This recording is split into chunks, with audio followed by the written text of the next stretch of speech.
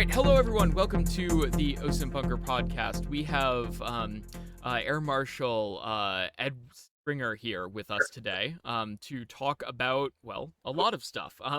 Mostly Ukraine, because obviously we've been focusing on that for the past, as we were joking, bit too long.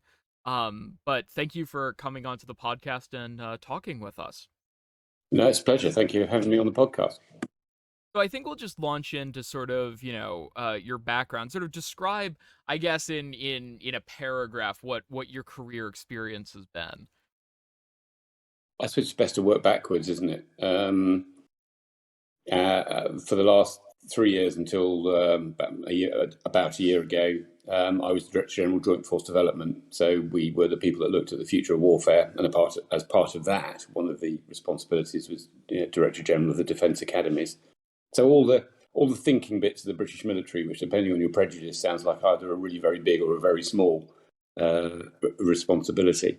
Before that, I did 2 years as the title of the job was Assistant Chief of Defence Staff for Operations. It's actually essentially the Operations Director, Military Operations Director in the MOD, which, as you imagine, is fascinating. Attend pretty much every military-related COBRA to advise government, and then run the governance for every operation that we had going, from the nuclear deterrent to helping with flood relief in the UK. Before that, Assistant Chief of the Air Staff in the Air Force, which is another policy job for the Royal Air Force and on the Air Force board. And then before that, a range of one-star jobs, which I won't go into, but Commandant Air Warfare Centre was a very interesting job, and that included getting 8 hours warning to go out and be the senior RAF officer running the operation over Libya in 2011. And go all the way back before that, I started my career flying the Jaguar. So I came up through that route into the Royal Air Force. And that I know that's really interesting to sort of hear that progression of what has been a very interesting aircraft for the RAF up until 2005, if I'm not incorrect. Yeah, I think it's technically I think it was 2007. I think it went out of service. The fascinating thing was how to eke out from a cheapest ship's aeroplane some capabilities that kept it useful towards the end in the era of no-fly zones. So, one of my jobs, I did operational test and evaluation at Boscombe Down as a squadron leader, and we did all the work on, can you do single-seat laser designation? Well, it seems obvious now, and pretty much everyone's moving to single-seat operation, but at the time it was widely considered that if you had such capabilities, you needed a 2-seat aircraft. The guy in the front flew it and looked out the window, and the guy in the back was heads down staring at a TV screen. And we within a year, we put that capacity into a Jaguar, which had never had anything like it before. And that actually was a formative experience, because it just shows you, when you put your mind to it, you can move really quickly, and you don't have to always be thinking in terms of hundreds of millions of defence dollars and 10-year programs and huge governance structures. Using in-house capacities, the skills of all the people down at Boscombe Down, the big test and evaluation centre in the UK. We took a trials fit and turned it into a production standard and put it through the fleet in about a year. So we went from a very much analogue 60s, 70s aeroplane to one with a 1553 data bus through it, GPS and terrain elevation database and a helmet-mounted sight. And it just shows what you can do with old stuff and repurpose it. And I think that sort of animated my approach to military and procurement and force development ever since. And I know that's definitely an interesting sort of a progression for the platform. I know it didn't originally come with that 1553 bus for data transfer, did it? No, that's my point. It was a totally analog aircraft. I mean, it's actually originally designed as a trainer, I believe, back in the 60s. Sort of almost, if you like, a sort of super T-38, with which it shares some pretty terrible handling characteristics. So no, it was a totally analog aeroplane built to drop dumb bombs. The most clever thing there was a sort of oil 3 gyro heated oil inertial platform, which was considered pretty cutting edge for its day, that tried to guess where you were, and if you were anywhere within 5 miles, you were doing pretty well.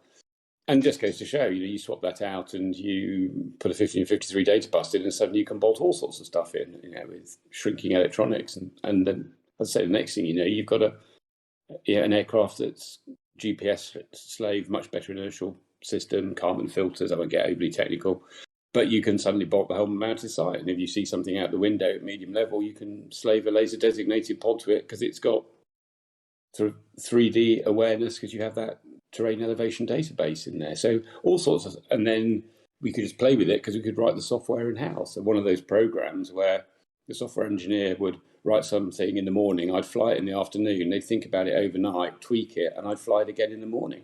So as such, the speed with which you could develop capabilities was pretty jaw-dropping for the time.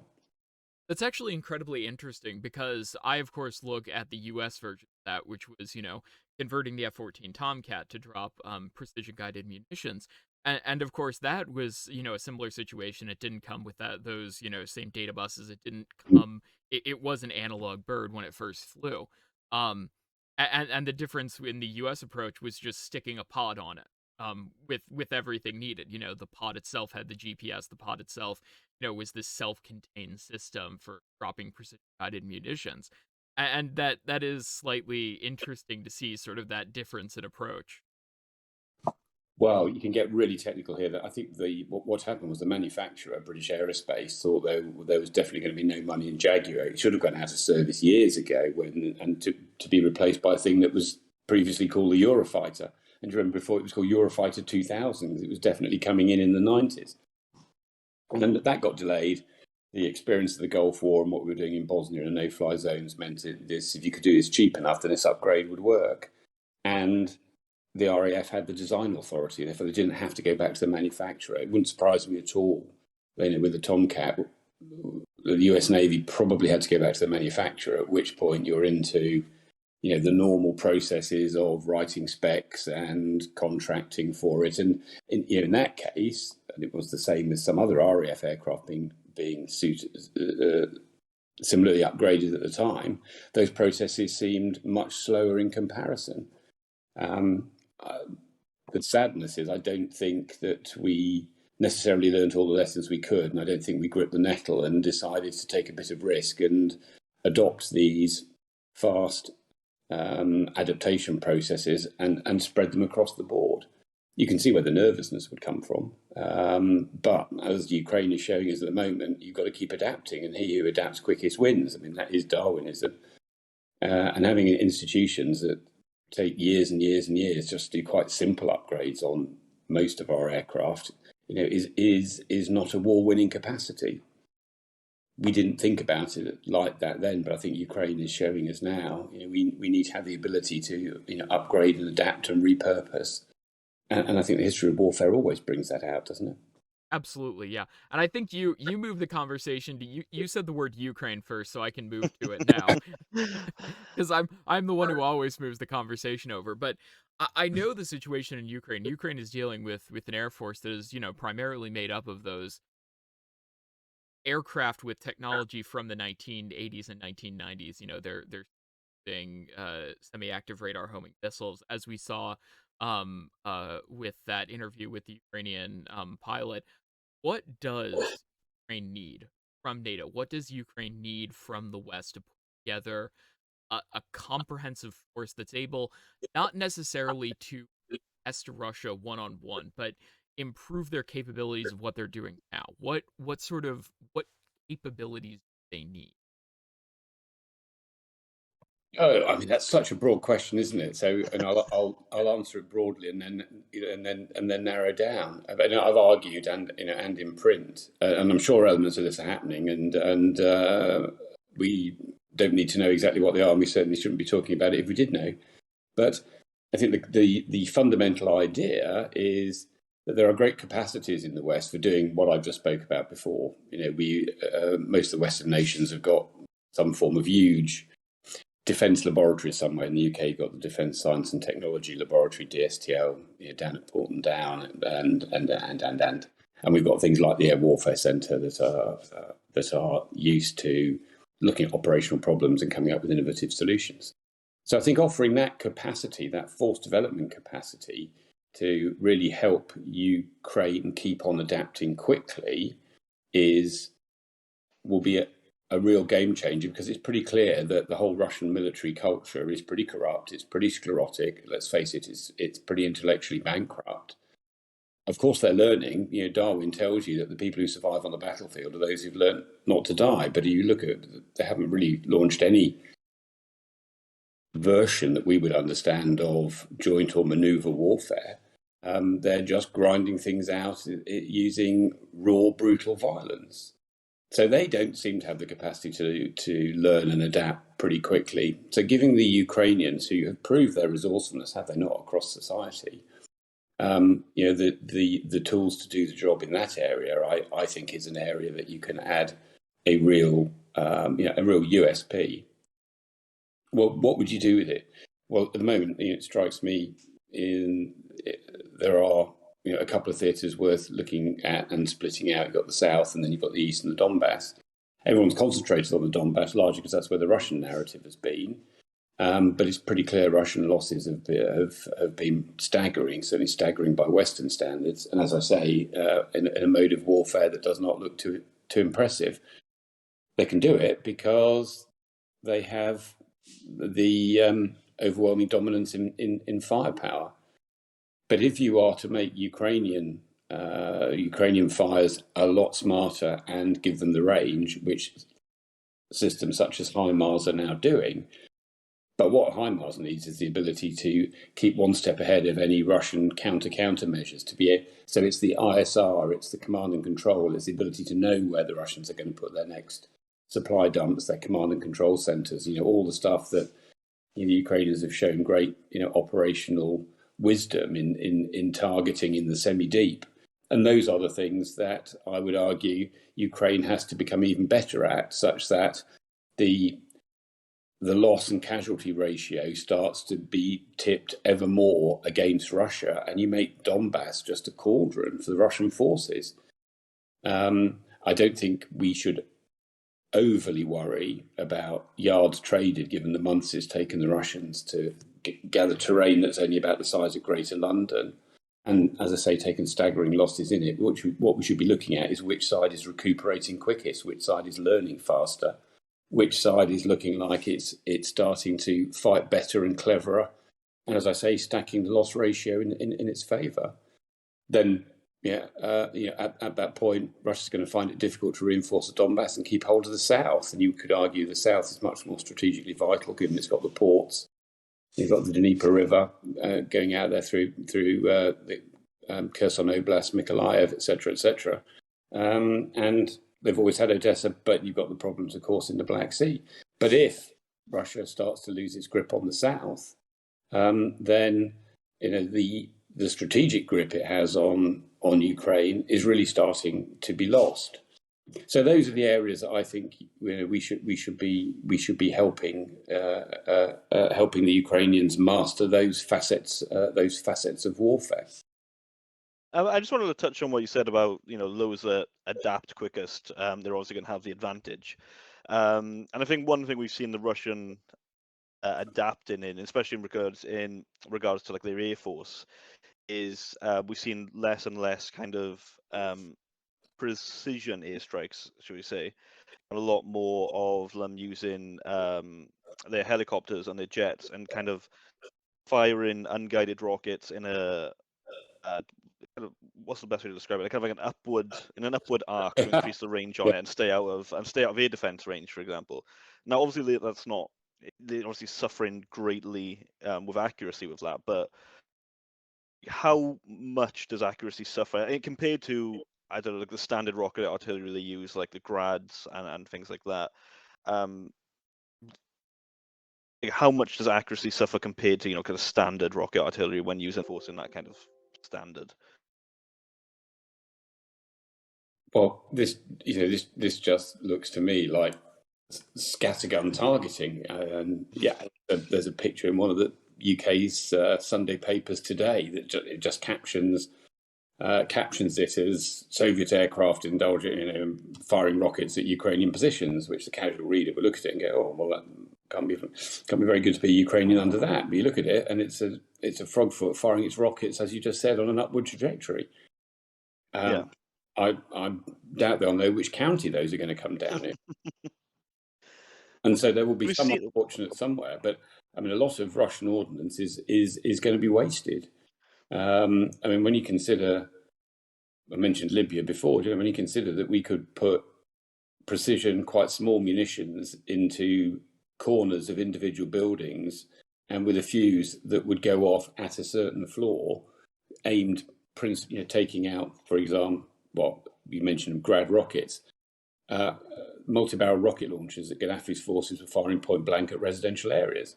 I mean, the difference in approach there from the sort of precision that can target a corner of a particular room on a particular floor of a building and just take out the weapon there, with firing multi-barrel rockets that should be aimed at the ground at an upward trajectory, there is no comparison. So, I mean, clearly, the Russians are doing some damage with some of their artillery. Their army has always had, relied on the god of war. But I would imagine a huge amount of whatever you believe, between 20 and 50,000 rounds a day. Now, some of those are going to hit, of course they are, but a lot of that ordnance is essentially is bleeding the resources of the Russians. Those in defence intelligence will have a much better handle, and they won't necessarily let me know what the answers are, but about just how much the Russians have got left. But it's been pretty clear that the Ukrainians have been pretty good at targeting those ammo dumps. So in all of that, I mean, you're not seeing economy of effort here, are you? What you're seeing is profligacy of using the weapons you've got. And we've seen Ukraine, obviously, they've also been using the same tactics with the Romanian helicopters and jets that they have. They've also been kind of firing these rockets on an upward trajectory. And obviously, from what I've read before, it's a genuine tactic that the Soviets came up with, and apparently there are calculations that go into it. Obviously, like I said, the accuracy suffers greatly. But we've also saw at least one video that I've seen that Ukraine scavenged the rocket, the pods from a shot down Russian helicopter, and bolted them to the back of a pickup truck, and used that as a kind of like a technical, like we'd see in Syria or Iraq, and used it in that kind of way. And obviously, it's still multi-barrel rocket launchers. The accuracy is not great anyway, but I imagine it's still more accurate than firing from a moving aircraft, again in an upward trajectory, when you're using it in more traditional sense. Yes, I mean the technical analogy there, I would imagine so. And you can get your mapping out, and you can do the calculations, and it must be more accurate. Just to come back, what you said about the upward firing. Yes, of course they'll have worked out some form of sighting, but I'd love to see it. And I could say, we used to, when I first started flying in the tail end of the Cold War, everybody had profiles for tossed bombing. You used to go off to the range and do it, but you would be lucky to get within hundreds of feet, and that's with a very accurate system on an academic weapons range, which is where was almost a test of pilot flying skill. And some of the rounds went thousands of feet over or under. So we could say the Royal Air Force used to do something like that. In fact, really the only valid weapon I could see that was useful, and it had been part of it, was tactical nuclear weapons, because you tossed it forward and it went into your escape maneuver. So the fact that they have sighting calculations for it, well, I'm sure they do, but I think you still have to be very lucky. And so if you did the calculations on the amount of weapons you'd have to expend to get a PK, a kill percentage of an acceptable, whatever it may be, 0.7 or whatever, would be a huge number. And I think it just shows, to move the conversation on a bit, the desperation, because here we are talking about, can you learn? We're 5 months into the conflict, as we suggested before, and the Russian Air Force just doesn't seem to even want to begin to think about establishing the sort of air campaign that we would consider as a pretty essential thing to be doing And as you suggested, they are using their aircraft largely over territory which they control and where they clearly feel safe. Beyond that, they're using, it would appear, a range of guided and semi-guided rockets now, in what you'd have to say just looks like a terror campaign. Mm-hmm. Yeah, So we've seen them dive into some of those older stocks, especially of those AS4s, being yeah, used in a ground attack role, which are as we've seen, incredibly inaccurate. Even when they're targeting, military or industrial structures, because at this point, we're seeing that borderline terror bombing campaign occur. yeah, and we could argue where the borderline is, but it is exactly the same thinking as the vengeance weapons of 1944-45, isn't it? And they must know, they will know, you can't repurpose an AS4. I even read one report today suggesting that even S300 is being used that way. So this is obviously designed for the purposes of terror and to cow the population and to suggest the Russians remain ruthless. Yeah, and I think And they can definitely. Sorry, I was just going to say, like, Russia have obviously proven that they can hit the targets they want to hit, even especially, and on the topic of like terror bombing, when we look at the strike in, I'm going to pronounce it wrong, is it Vinnytsia, in the last couple of days, Yeah. which killed over 20 civilians, and hit a theater called the officers' house, or the House of Officers, and Russia have claimed that it was a meeting point for foreign weapon suppliers, which is obviously nonsense. But they hit that very accurately. That target, which was 400-500 kilometers behind the front lines. So Russia can obviously hit what they're aiming at when they want to. It's just unfortunate that the target at the more often than not seems to be nothing related to the military whatsoever. Well, and I think you might be able to comment on this a bit better than we can, but Russia has seemed to try to claw aspects of its military out of the Cold War. Developing somewhat accurate submarine, ship launch, and air launch cruise missiles, and other assets to sort of extend their range. How stuck are they in Cold War doctrine and Cold War thinking? Well, it's a strategic culture, isn't it? I mean, and the Cold War doctrine really just carried on from 1945, and it's the culture of mass, and to control that army, you still need skilled officers. And Stalin's about face that rescued the Red Army and then Russia was reversing the purge of the competent officers that had gone on through the 1930s. And then ruthlessly promoting those that were successful on the battlefield, and that has carried on.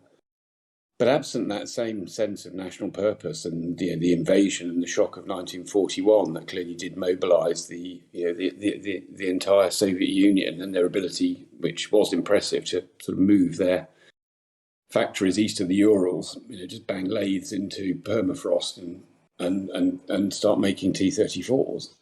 But the Russia of today does not replicate those things. The Russia of today is a gangster state, but it also has a much younger population that have grown up with another view of the world and wanting different things, which is probably why Putin's calculated he can't mobilise that society in the way that Stalin could absolutely ruthlessly mobilise the Soviet Union from 1941 onwards.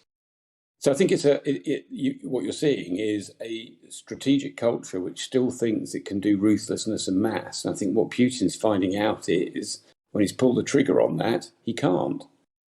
The modern Russian Federation isn't capable of producing a Red Army that the Soviet Union could in 1941. And so this is why I, alongside many others, have argued that we should really look at what we're seeing with Russia and not ourselves be seduced by this idea of the continuing strategic culture, and that there's always the ghost of the Red Army will allow the Russians to just continue to send wave after wave of of infantry into the fight and eventually overwhelm. I think what we're seeing is Russia hasn't got the size to do mass, but nor has it bothered, and it doesn't have the national culture to do the sort of precision, sophisticated military that the West has developed since 1945, and so it's caught. And the proof is it's stalled now in a country with a defence budget that, admittedly, of course, now there's a lot more money has been spent on the actual munitions, but Ukraine created a defence on a defence budget of £4 billion a year equivalent.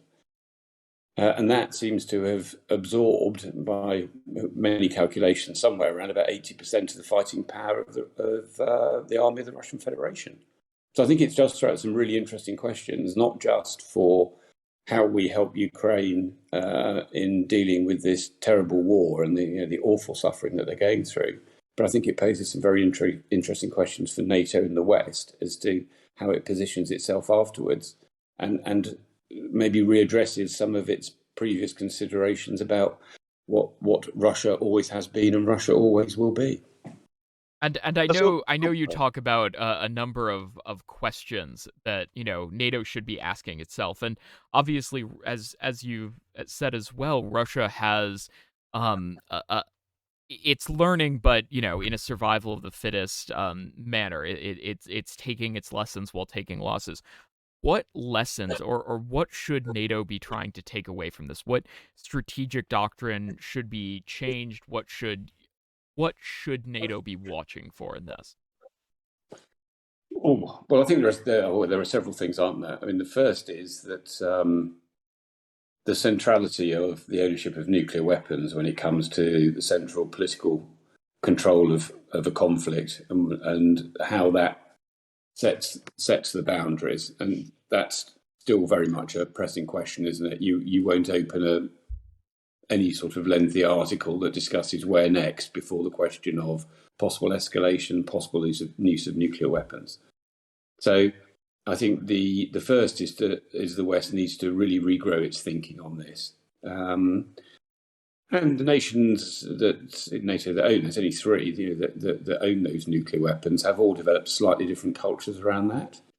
And so I think there's a lot more thinking to be done there as we reconsider what the nuclear battlefield looks like in the future. The second then is the whole idea of a tripwire force, forward defence, etc., etc. Sounds all very plausible, and generals can talk about absorbing the initial blows, retreating while inflicting heavy losses. But if you're a country the size of Estonia and you are the buffer zone, that doesn't look too appealing when you look at what Russia has done in the areas that it's occupied in Ukraine. And they have experience of this, which is why the very impressive Estonian President Kaja Kallas has been very clear to the rest of Europe about that. So I think we're going to see different doctrines, and I think those doctrines are much more valid now. There seems to be a school of thought that suggests that the Russian military will learn, it will come back stronger and fitter. I'm not sure how it can, given the sanctions, given the fact that pretty much everyone has realised that any country called Russia that's still run by anything that looks like the Putin regime is a pariah state until it goes through some fundamental change in its political apparatus. And I cannot see sanctions being easily lifted. And I think sanctions will be harder to break because of that. And so I don't see where Russia is going to, A, get the material to rebuild, but B, where's it going to get the change in strategic culture? Because it's essentially a corrupt kleptocracy, and those sorts of cultures aren't free, open questioning, don't do lessons learned properly, don't ask themselves hard questions and give themselves hard answers. And I know you've talked about the nuclear question, but does that weaker Russia make it more dangerous? Does a Russia with a lower conventional capability make them more tempted to use their nuclear capability or their other unconventional capabilities? Well, I've always argued yes, because you just have to read the Russian doctrine on it. And then those who are much better Kremlinologists than I am, or Russian historians, and chatting to one only the other night, will say never forget that a weak Russia is always the most dangerous Russia. A Russia that feels weak is the one that will lash out. And that's why I say I think you're still seeing these questions of where's the escalation come from. I don't think the escalation is conventional. I think Russia's all in at the moment already. But there have been still some red lines. There's a red line around NATO getting involved directly. There would be a red line, I think, about regime change. There would be a red line about an invasion and loss of Russian territory.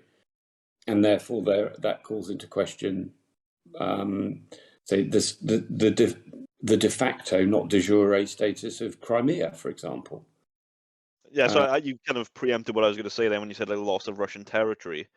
Do you think Russia would see Crimea in that? Would they say losing Crimea is like a loss of Russian territory in the same vein as, I don't know, if they lost territory in the Belgrade or Kursk regions, for example? I think it's reasonably well accepted. Having said that, there'll be thousands of people that listen to this podcast. If there are indeed thousands of people who want to listen to this podcast, he might take a contrary view. That the boundaries that exist on the 23rd of February are pretty much non-negotiable. After that, you have the separatist parts of the Donbass, and then you have that question of Crimea, which has always been, genuinely, despite all the other stuff you read about the history of Ukraine, Kievan Rus, etc., etc. Those who've been to Crimea and have been around Sevastopol and have seen the huge monument there to Soviet mariners and what have you, know the place that holds in the Russian imagination. I think Zelensky has even suggested that in the past, certainly, that Crimea is where the negotiations would centre, but also been pretty clear, that we don't recognise the illegal Russian occupations from 2014 onwards. So I think what the war aims here, and of course no one has really published war aims, and can even the West have war aims? Well, I would argue if you're providing that much weaponry, then there will always be some level of conditions. You only have to, go to the extremes and say, if we were to provide intercontinental ballistic missiles to Ukraine and they decided to launch them at Moscow, would we be complicit and would we want to say something about it? And of course, the answer is yes. Now, I'm not advocating that we control Zelensky. It's up to the Ukrainians to decide, what the within certain boundaries, what the appropriate outcome for the war is. And I'm not one of these people who's saying, well, for the sake of everyone else, the Ukrainians should seek an accommodation. I think they're absolutely right to fight off this Russian invasion. So what you get to is, where do you get to the point where you defeat the Russian invasion? You clearly defeat the Russian military. You leave it really with no option. If it carries on, it will just be wasted in Ukraine. And you leave Zelensky able to negotiate from a position of real strength. And that, I think, is writing war aims around that and then resourcing to achieve it. And I think we are getting there. The longer range HIMARS systems, MLRS systems, will allow the Ukrainians to really take the fight back to the Russians and make life extremely uncomfortable for their invasion force. And I think, sorry, John. I think that will give that there is, as long as we can continue to keep them armed, and there are some real questions. Sorry, a slight digression, but I'll come straight back. There are some real questions about the West's defence industrial capacity. But if we continue to keep Zelensky armed and in a way that allows him to run a sensible logistic operation, I think you know what I mean by that, but I could come back to that, then, there's every chance that they make the Donbass the sort of hell that the Russian forces realise they have to get out of. And at that point, he negotiates from a position of strength. And then the West can also decide around sanctions and other bits and pieces how much of a screw it keeps on Putin and his regime. These, to me, all seem like alignable war aims between Zelensky and the West. And as the Eastern European states, Estonia, as I've already mentioned, to Kai Kallas, very clear on this, why the West mustn't allow Russia to emerge in a sort of position where it continues to threaten those frontier states. And we're all then living in a dangerous world spending a fortune on a very forward defence for the reasons I've already outlined, when we didn't need to, because we could have helped the Ukrainians really defeat Putin's capacity to do this again. And sorry. No, go ahead. I was going to say, I was just going to touch on a couple of points regarding war aims, and also what you mentioned previously about obviously like potential regime change inside Russia. My question was going to be, so obviously, Russia, they attempted to take Kiev and had to retreat from the North layer. They tried to take Kharkiv and failed. Obviously, the area having the most success is obviously in the Donbass and the Luhansk region. With the expected Ukrainian offensive in the south, in an attempt to retake Kherson, if Russia do lose the city and are pushed back across the river, at what point does kind of internal pressure for Putin start to kind of ramp up, and when they have very little military success and kind of defeat after defeat, both militarily and also on the kind of public relations front, like the propaganda front? At what point do Putin's officers start looking to potentially do something about that internally? In your opinion, of course. Oh, I mean, that would just be wild conjecture from me. That would be speculation. Oh, okay, that's fine. I mean, really, but the point I make here, and can I just make 2 points, because the way you frame that, I think I have to come back slightly. The first, anybody who advances those sort of theories is probably mirror imaging to a certain extent. You've only got to look at the polls, and most Russians are behind Putin and what he's doing. And so I'm not one of these people who's coming up with some confident suggestion that there'll be some nice, clean little palace coup and someone we can deal with emerges. I'm not saying that. And I also, when I really must come back is because it's too easy to say regime change. And I think that, for the reasons I've outlined earlier, is a very dangerous thing for the West or for NATO to be talking about, because Putin has plausibly in the Russian mind, and in certain parts of those third parties, especially in the global south, has tried to paint NATO as an aggressor. So if any Western politicians start talking casually about regime change, well, you are starting to get up that ladder of potential nuclear escalation. So I think any rhetoric around that is unwise. And I think we should stick to the rhetoric of we need to help Ukraine with its inherent right of self-defense, Article 51, with all measures necessary to defend and reclaim its territory and see the Russian invasion defeated. I think it's legitimate to talk about and maintaining sanctions, because Russia mustn't now Russia's intent has been made clear. It mustn't be allowed to be able to threaten any other NATO members, and preferably, not just NATO, but NATO can't really speak for others. And that's perfectly legitimate too. But to go beyond that is, I think, a little reckless. And once you just sit back and say, it is up to the Russian polity, which is very different to our own, to decide what its government is going to be. And I think that's a sensible and legitimate position to defend, and it doesn't get you starting to scamper towards some of those red lines, which could lead to very dangerous places indeed. Of course. So bring it back a bit, obviously, from something as extreme as regime change. But do you think there will be kind of mounting pressure to possibly bring the war to a conclusion, like a quicker conclusion, than there would be? So, obviously, would support for the war, should I say, start to kind of decrease when so much time goes on without any kind of concrete gains, and obviously, of course, potential losses in the south? Would the Russian public opinion start shifting away from support for the war at that point? As I say, I'm going to resist the temptation to mirror image the way Western societies, respond to their governments. I think the one thing you can say, and one thing that has traditionally put pressure on Russian/Soviet governments in the past, is the pressure of the dead conscript's mother.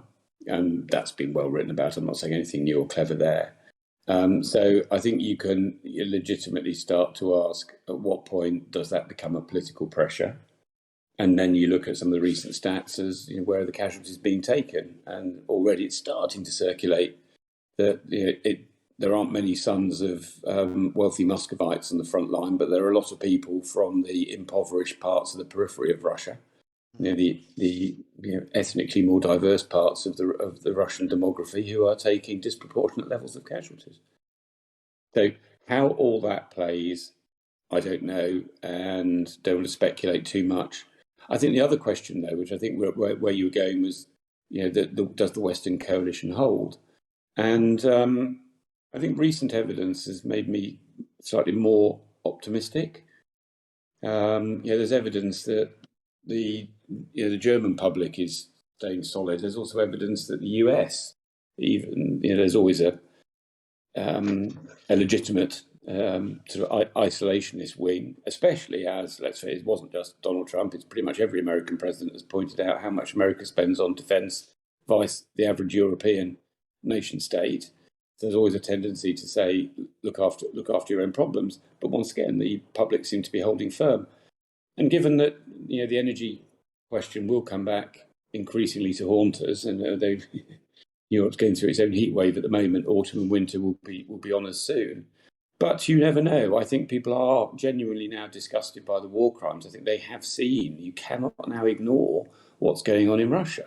What's going on in Russia is what many people didn't know about until Anthony Beevor wrote his Berlin and choreographed in graphic detail, the mass rapes of the Red Army as it surged from 43 onwards to May 45. And I think what people are seeing now is, well, that still seems to be there.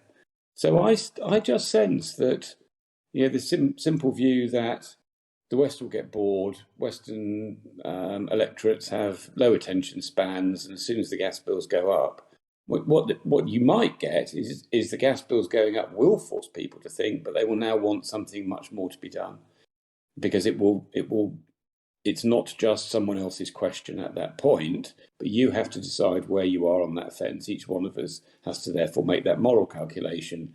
Do we just want this problem to go away so that element of the cost of living crisis is resolved, or do we realise that we're living through one of these wars that only comes along once every several decades in Europe, and we're quite lucky that we're not directly involved in it at the moment? But how we react to it will set the conditions that we all have to live with in the future, and it will define to autocrats around the world what you can and can't get away with. And I definitely think there is an interesting question in there as both sides face those increasing pressures. I know in the West right now, the main pressures that the average civilian is facing, are increased energy prices, generally those increased gas prices, and by extension everything that comes with that. And Russia at the moment, most of what the average civilian is facing on the sanctions side of things is, closed Western businesses. We're gonna rebrand McDonald's and turn that into a Russian brand. It's been turned into this patriotic element. And you're mentioning, as both sides sort of, maybe into this winter start to feel more consequences from the war, will that increase, that general extremism seen on both the Russian and the Western side of the equation? Will that make views harder? Yeah, in the short term, it certainly will. It will be very interesting to see where the Russian demography, the Russian policy goes with this. And as I say, I don't claim any insider knowledge on it, and I would point out to anybody who assumes there'll be a great wake-up moment that, in fact, at the start of this war, support for Putin went up. But as I said before, Afghanistan and all that, eventually the costs do drip back to the people of Russia. What happens then? I don't know. You do see different attitudes in Europe. It is interesting if you look at the polls. The Italians would see this differently to the Estonians, and so I think holding that Western coalition together is something that and I'm not saying they're not doing it, is something that the political class will have to really think through and really make sure that, having worked out what it wants to do, it's really aligned in it and absolutely keeps hammering home the message. Have we really, though, lifted ourselves into a wartime way of thinking in the West, given everything that's at stake that we were just talking about? What strategic conditions, what lessons will be learned around the world if Putin gets away with it, vice he doesn't, and sanctions are maintained? To that end, to me, one of the core elements here seems to be energy security. And I think the Germans, in some ways, are bending over backwards at the moment to build terminals for gas and what have you. Yet still the question of nuclear power, and whether they can reverse that, still seems to be mired in the politics of old. We know where we all think we're headed with net zero. We know what we're going to do in energy transition.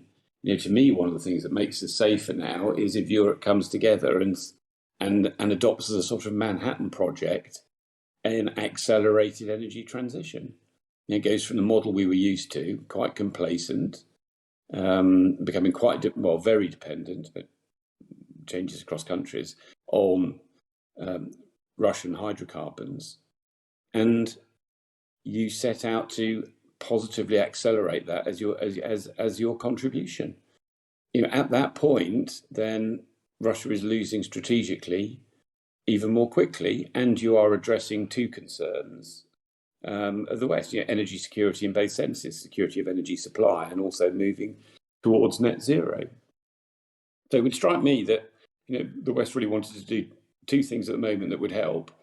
It would accelerate its and as a pan-EU approach to energy transition, and as I say, a huge Manhattan project.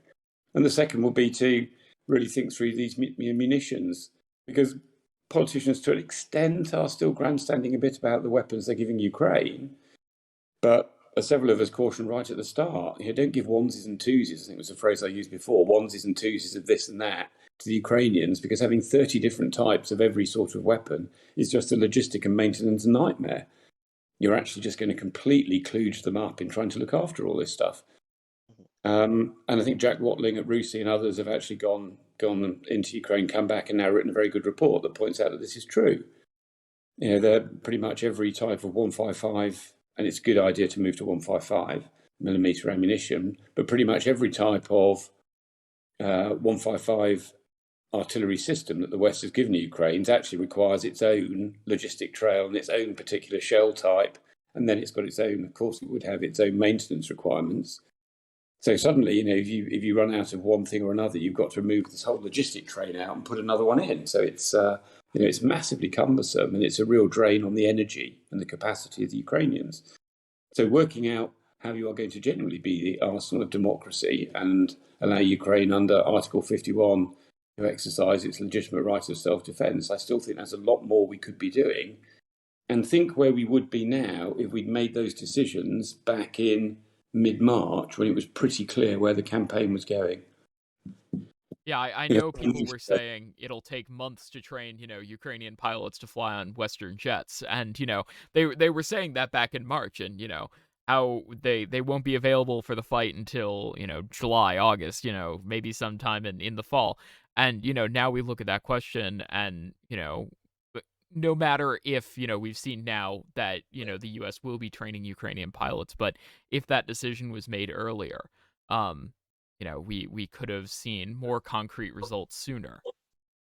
Yes, and as several people said at the time, like Greg Bagwell, retired Air Marshal Greg Bagwell, who I used to work very closely with Greg, actually said, look, this goes on for months. Don't come back in 4 months and then say, oh, well, it'd take a long time to train them. Because if you started now, at the point you just made. But some people were saying that back in March. And I know it got conflated with the no-fly zone debate at the time.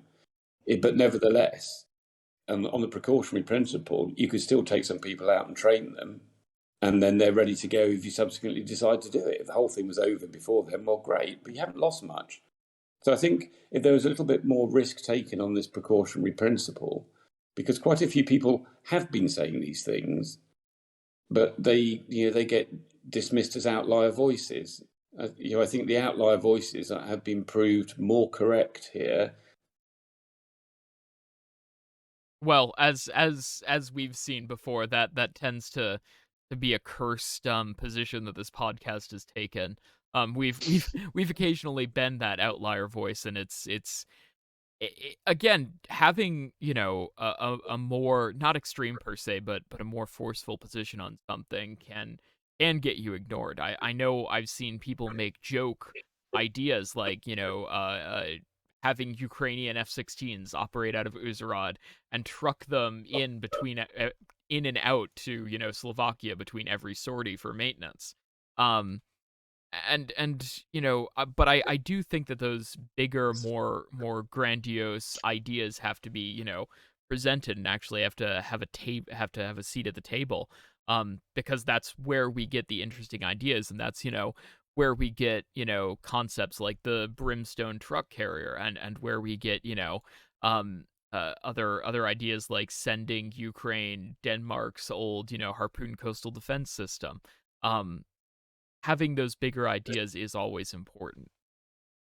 Yeah, and we don't tend to learn. Here's the next Director General of Defence Academy talking here. We don't tend to learn some of the lessons of the more interesting campaigns in the past, because look at Slim's 14th Army in Burma.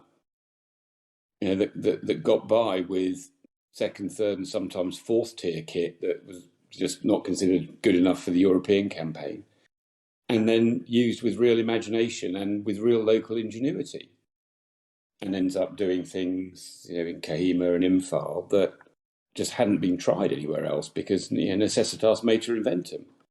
Whole divisions moved overnight in the Arakan. And I think what you're seeing here is Ukrainians are prepared to think about these things. They're prepared to mix civilian and military tech. You've seen what's gone on with Musk has made Starlink terminals available. Well, people previously said, well, there'll be vulnerabilities to space and the Civ stuff won't be up to it. But you can download huge amounts of really quite useful geospatial intelligence now that only a few years back would have been, top secret Five Eyes only, with the resolutions now available. And from many constellations of satellites, where previously it was one or two really sophisticated reconnaissance satellites, principally only really owned by the US.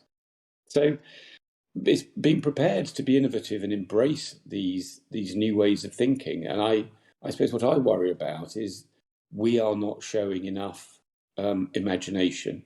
It's easy to decry things as grand projet, and by and large, that's right. If you put all your eggs in one huge grand projet basket and it doesn't work.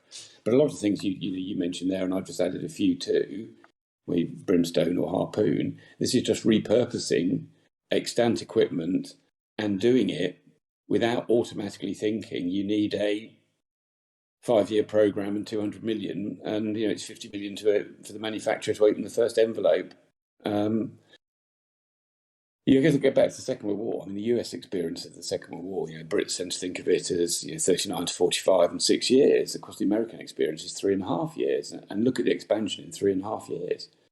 When I left the MOD, I remember one of our ISR reconnaissance aircraft needed a slightly bigger dynamo attached, alternator attached to its engine, because it was drawing more current than expected. And that was going to take 3.5 years, apparently. We've got used to these overcautious timescales, and I think one of the things that does come out, and we'll all have to think about in the West, is revisiting the principles of war for wartime and being able to innovate and take more risk and blend and merge all sorts of national capacities and do it really quickly. And I think we've got used to the peacetime military-industrial construct that churns, the big meetings, the committees, the silk charts of 10-year spending plans and all of that. And I think that has mentally silted up our military brains a little bit. And I think we also should be taking. Oh, I think we also should be taking those steps in peacetime as well. Being more adventurous, more daring in our plans, and a bit more free thinking, in what we're preparing to do, and obviously, as we've seen with the Russians, not get too attached to doctrine. Because that can obviously cause a number of issues when, your doctrine actually faced the tests of battle. Well, as I used to own the UK's Doctrine Centre in that Joint Force Development job, obviously I have some thoughts on that. Doctrine doesn't mean you have to be doctrinaire. And doctrine's a starting point for thinking. It's something you teach. I would like, as we move to more realistic synthetic environments, there's all sorts of ways now. Training doesn't just have to be on the couple of square miles of Salisbury Plain running through basic drills, or air forces in restricted airspaces over the North Sea, etc., etc. The synthetic environment will allow us to do much more realistic mission rehearsal and try imaginative ways. And so your doctrine can always be tested a lot more. Doctrine is just a starting point. If you become a doctrinaire military, and I think you are seeing that with the Russian Federation's army at the moment, and it becomes something that you must do. These are, if you like, they are generic orders and instructions. Then you've already lost the fight. And so your doctrine continues to be updated. Before I left the last job, we wrote the integrated operating concept, and we wrote, I thought, rather imaginative future operating concept, saying imagining where you'd be in 2040, and on lots of things that you would be able to do then. And I would argue that what you're seeing in Ukraine is the foothills of that now, and with two armies that went into it pretty underdeveloped, and yet you're already seeing the assumed characteristics of information age warfare playing out. So I agree with you that I think we ought to be a little bit more imaginative in peacetime, but I think there are ways and means coming along that would allow us to reorient our military to achieve that. Yeah, I I mean, wanted to. Oh, sorry. I was I'm going gonna to say. keep doing this to you, aren't I? Yeah, you are. We need a way to signal who's going to ask a question next. I was going to say I wanted to touch on what you mentioned that Ukraine were using obviously a mix of like civilian and military equipment, and I think like technical, I'm sure you'll agree with me that one of the pieces that's having like such like quite a large impact is kind of consumer grade hobby drones that have been like retrofitted to drop anti-personnel grenades and like anti-tank grenades on trench lines and also on armored vehicles, and having like absolutely devastating effects in some instances. And it's one of the things again I see that Russia haven't really been able to adapt to counter in any way. Obviously they became popular in Iraq and Syria, like largely used by ISIS, I think, especially during the battle for Mosul. That ISIS largely used these kind of drones to drop grenades. I think I seen the video that they dropped a grenade through like the open hatch of an Iraqi Abrams tank, which was just an incredible shot. And kind of lost my plane. Kind of lost what the question I was going to ask. Well, you start off with repurposing. So is it to suggest that we are seeing a sort of fundamental shift? Yeah, no, exactly. And I was going to say, like, in like Britain's case, for example, like how ready or how prepared or what kind of equipment the UK has to kind of counter like a similar threat if they were ever involved in a kind of conventional war against an enemy using these kind of conventional drones.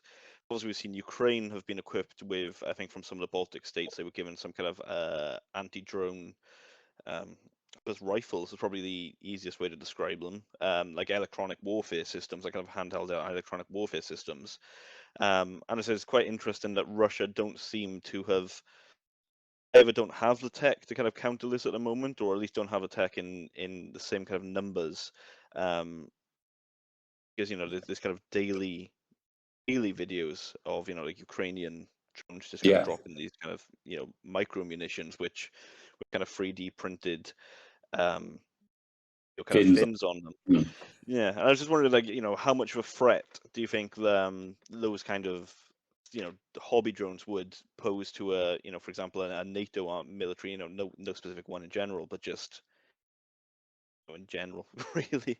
Well, I think yes, it's a very good question, and I think you just have to extrapolate a bit and not get tied down with the specifics, because I do not know. I did ask the question of those who've been to Ukraine. They do say actually this is being done at more scale than you realise. Mm-hmm. Because I like others, I had seen the videos of a commercial drone dropping a spin stabilised grenade and it going through the hatch of a Russian infantry fighting vehicle in Ukraine. I think there's one going around this weekend of a drone hovering in front of someone who's rearming it in flight, as it were, and off it goes again. but then you look at that, that's really quite a significant drone. That's not a hobby drone unless you're one of these very well-off filming companies, because this is a big, commercial drone. And that's my point. If you extrapolate, then there are companies who are producing and can produce really good drones. Let's be simple, drones that are more than these hobby ones, but a lot less than the sort of pseudo aeroplanes. Once again, back to the idea of grand projet and overcomplicating everything. So most of the systems the UK has operated have tended to be big systems, and therefore they've taken a long time to procure. And you divide the number of drones we'll get by the cost, which can be, in most cases is, into the measured in billions plus. And actually, you work it out, these, what are plastic, essentially big model aeroplanes, are costing what I think we paid for things like the Tornado when we bought them in the 70s and 80s. Tens of millions of pounds. That's what we've got to break. Because I do know there are companies in the UK, I won't name necessarily, but they are producing really capable systems where you look at what the system will do. And these things are launchable from the back of a pickup truck. They're very low signature. And the sums there are not in the millions and billions, they're in the hundreds of thousands. I'm talking orders of magnitude different. And this is what we've got to get. We've got to start thinking of these things as C-class stores, not as programs of platforms that have to be administered and regulated and run as if you're buying a manned aircraft. It's just that the bloke sits on the ground. That's a non-gendered bloke, by the way. So, the American dude. Yeah, indeed. Yes, indeed. I don't want to get sidetracked there, but no. My point, I think, is that it's back to that repurposing, doing things with imagination. Things are moving so quickly now that if you set up a project, international project, to repurpose a reasonably well-found drone, and you put Brit stuff on it, and then it takes years to clear into service. By the time it gets in, there are companies now with microelectronics and advances in other bits who are knocking up the same capacity for something that's not a million miles different from those commercial drones, but has military level capacities. And it's reorientating the sweet spot where those graphs cross, because I think you can achieve military level outputs for not much more than pretty simple civilian led prices. And even look at the more famous one, and probably the most famous of these systems at the moment, given what happened in Nagorno-Karabakh and as well, are some of the systems that the Turks are producing. So if you want to take this back to commercial off the shelf, well, look what you can buy with a Bayraktar, vice what's in programs, either like Watchkeeper or Reaper. I know Reaper's subtly different, given it has a sort of more global reach, or Global Hawk, which is different again. But somewhere on those battlefield systems, we've got to realise that we need to be buying them much more like ammunition and treating them like that, rather than imagining we're buying complicated manned platforms with all the inherent safety and aerospace premium tags that normally append to those types of program. And that would be the big shift. And then accept that they might be obsolescent tomorrow, but you can then additive manufacturer some more. As I say, these are things that are much more considered in the way that we currently consider ammunition. It's usable. You use it up. It's not something you necessarily have to husband. And the sort of figures I've spoken about, if you're to divide the cost of some of these very capable drones into something like the Watchkeeper program, you can afford to do that because you would now be buying thousands of these things, not tens. And that does alter the battlefield. And the final point on this is you talked about sort of counter-drone technologies. We did get involved in that, countering ISIS's drones. They were actually very imaginative.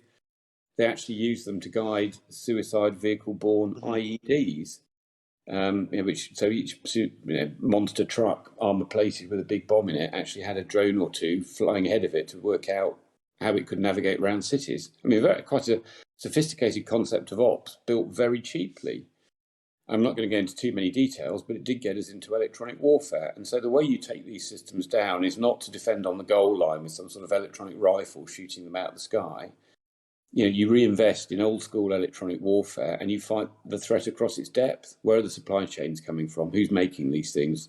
As I say, you start to interdict it as ammunition, the same way that the Ukrainians are interdicting the ammunition that's going into the Donbass at the moment.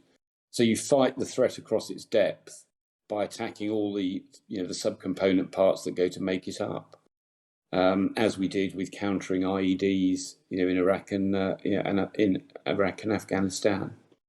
So that's what I'd say there. Don't think of counter IED, as I say, as the electronic rifle defending at 200 yards.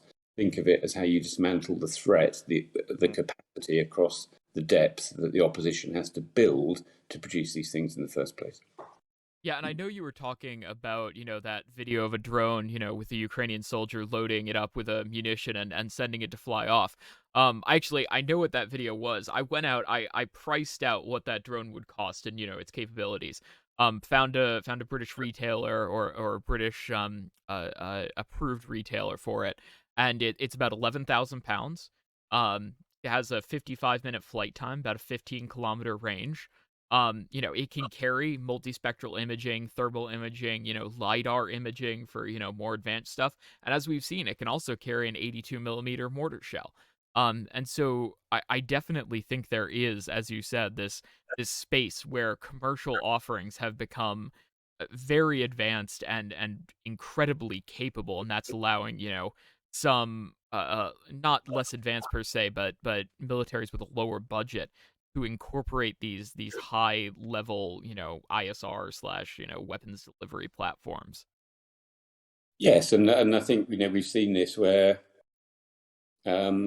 state-backed terrorist organisations can use these things. That's the other area we've got to think about it. Where you get into that middle ground where it's not quite full-on military grade stuff, but it's certainly a bit more than commercial. I mean, you look at the attack on Aramco and other bits and pieces from a year or so ago, a couple of years ago now, and I think that is something we do. Yes, we do have to worry about. Absolutely. And I think we should probably finish this up with, a more exciting question. But you flew against, one of the only few times NATO's actually flown against a real integrated air defense system.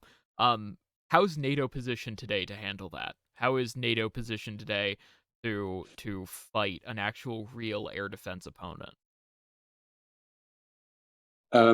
Yeah, it's a very good question, because actually it arose last time properly in Syria around about 2013, 2014, isn't it? It was around about the time the UK voted in the House of Commons on not getting involved in Syria. Now, one of the military arguments, and the Americans are pushing it forward, was it will be a major act of war to take down the Syrian integrated air defense system. You'd have to flatten the whole thing. Russians are involved. I did argue at the time that I thought maybe that was a little pessimistic. I thought we were taking counsel of our fears. I'm sure they operate in a different way, but it did seem that the Israeli Air Force could, at a time and place of its choosing, always strike in Syria. The Russians weren't avowed. There are ways you could have warned them to not be there. And I did not think that supposedly fourth best integrated air defense system in the world would really stand up when properly stressed. Now, I think what Ukraine has shown is that the Russian threat was never quite where we thought it was.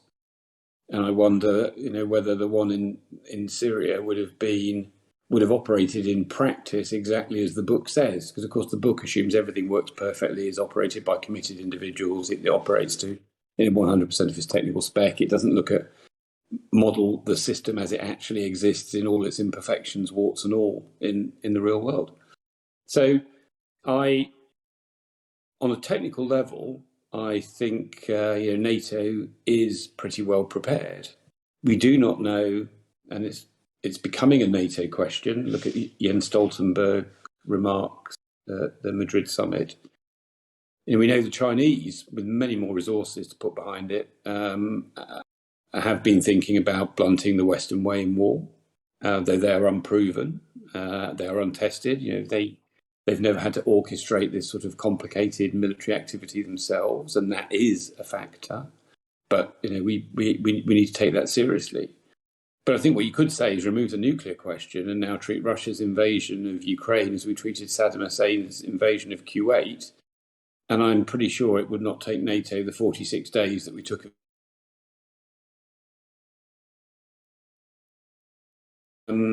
degrade the Russian invasion in the Donbass.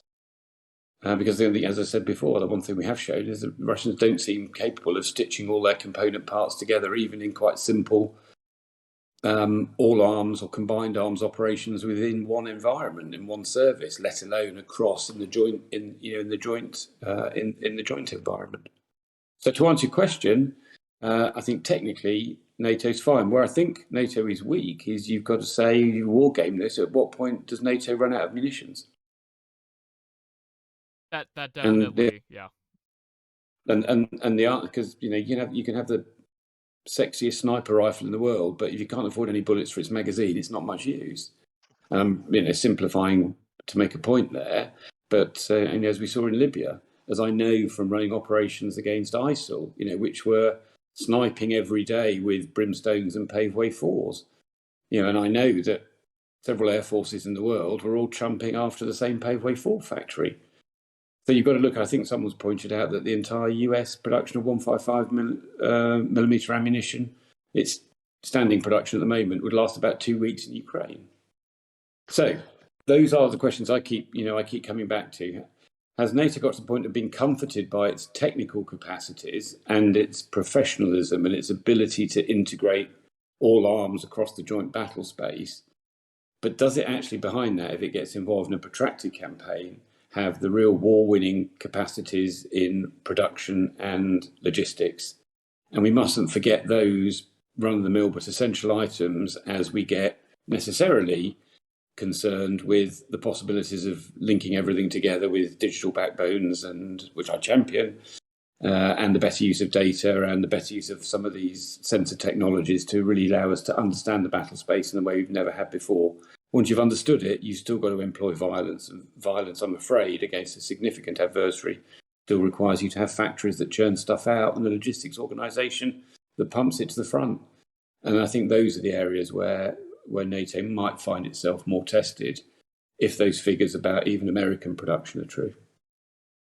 That is certainly interesting, and what capabilities that NATO might actually have to fight a more tracted conflict, whether that be, as we saw with ISIS, or, with a more pure opponent. And I definitely agree that there are questions about those capabilities to, sustain production or even ramp up production in the needed amount of time, or whether there's, enough buffer capacity to deal with that. That is definitely a huge question. I think, and just an associated one for defence budgets, and maybe this is a sort of wrap-up point for it all. In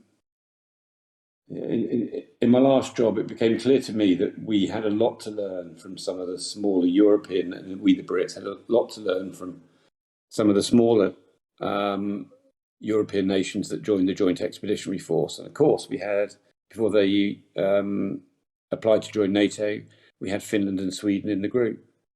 And I looked at their defence plans. I thought, actually, these are really well thought through. I also thought, but if our then view of the Russian mass is thrown at them, are they actually being a hedgehog? Are they just going to make the invasion painful, but ultimately, it will fold? Well, I think what we've seen now is the defence plans of places like Finland and Sweden are very robust indeed. And why do I say that? Because all of those elements that we've just spoken about were considered. The Finns, on 7 billion a year, have the second largest, after Russia, artillery fleet, or whatever phrase you use, in Europe. They don't throw this stuff away. They keep it available. They accept that not everything can be cutting edge, but use the cutting edge where you need it, and your mass is going to be a level below. But you don't throw things away and just keep the exquisite. And so they can put 285,000, I think, troops into the field immediately. Though the vast majority of reservists, 21,000 full-time military in Finland. And with a little more time, you've got just shy of a million people. It's all resourced and planned. And here's my point, it's hooked in across society. So those people involving involved in industries or capacities that are critical to your national infrastructure or national warfighting infrastructure regularly take part in these exercises because these countries realise you have to mobilise the whole of the nation state. And that's something else that the West, with its constant, the older Western powers, the concentration on very professional, non-conscript militaries, those militaries can become very polished, but really quite small and a little bit removed from society. And so one thing I think Ukraine ought to bring home, that's where I come back to politicians making the case that this is a confrontation in which we are very much interested and are very much involved, is it might get that broader polity to think through what its position is in helping in the national defence and not just revel in the routine demonstrations of very professional, very capable, but actually quite small militaries involved in either the smaller scale operations or the exercises or, in the weekend of Riyadh, the sort of displays of military skill and daring. I think we do have to go back a little bit to thinking through how do you mobilise the nation state in its own defence. And that's not a question that we have really grappled with properly since 1945, even though we did play at it through the Cold War, and we certainly really haven't thought about it since 1989. So we're getting on for 33 years. That's several generations. And so I think those are some of the really fundamental military political questions that come out of Ukraine. No, and that is certainly a lot to take in and to process about whether or not, even at a societal level, if we are capable of doing something like that today, of handling that World War II or wartime production or wartime preparation or sort of those mindsets that are required in order to do that those sacrifices that need to be made by the average civilian in order to allow that type of production or preparation. And there are questions of whether or not we can handle that, but I'll leave that up to the political scientists and social scientists who are certainly better than us. Well, here's a final thought on that. I'm terribly sorry, I can't remember whether this is in Finland or Sweden, maybe in both. But if you have been one of those captains of industry and you've been involved in one of these major national exercises, then you get a little boutonniere to wear in your lapel, and they're all warm with pride. Regardless of which part of society you come from, this is you doing your bit, and you are co-opted into the national defence. You wear that with pride. You demonstrate, what you've done. Back in UK and in other countries around the West at the moment, you've actually got defence manufacturers fighting against ESG type business, where they're finding it difficult to even get bank loans because ESG turns around and says we don't want to be putting money into nasty industries like tobacco and defence. And I think we need to see once again that our defence industries are vital parts of the national defence and not scurry away from them muttering things about arms dealers. And so I think a more grown-up conversation in that area, I think would be in everybody's benefit. But yeah, it's certainly one that there must be a larger discussion on. Yeah, and I think when he was chairman of the Joint Chiefs Committee, I think it was General Dunford actually went down to the Bay Area, did he not, a couple of years back, to sort of discuss with the tech industries, point out that as militaries became more digital, then the capacities of the tech area were vital. And yet, he was picking up from certain companies, such as Google and others in the market, do no evil was, I think, Google's to begin with, wasn't it? Who said we don't want to be involved with the military. Well, great virtue signalling, especially when a lot of those companies were, looking at the possibilities of the markets in China, for example. So, what that tells me is we have become a little bit divorced from reality, and it's too easy to take up some of these postures, and I would welcome a rebalancing of that conversation. Certainly, and I think on that note, not to quote Jeremy Clarkson, on that disappointing note, we probably should wrap up. Thank you so much for coming on and speaking with us. I think there's a lot of quotes that we can pull from this. Probably not out of context, but it's definitely certainly been enlightening to see your view on the situation.